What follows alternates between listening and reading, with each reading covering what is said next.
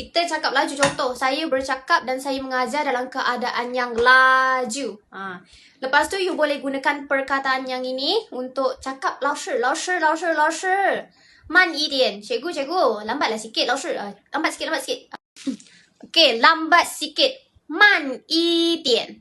慢一点. Ada tak nama man dekat dalam ni? Kita tengok. Hai Anjali. Ni可以慢一点吗? Contoh, kita nak guna kat sini. 慢一点. Man yang ini adalah untuk kita nak cakap perlahan ataupun lambat. Sebutan dia kena sebut dengan K yang ada angin ataupun K yang berangin. K. UAI kita akan bunyikan dia dengan Y. WAI ataupun YZ punya Y. So sebutan dia macam mana kita nak cakap cepat? Cepat. Nak cepat. Kita cakap dengan KH.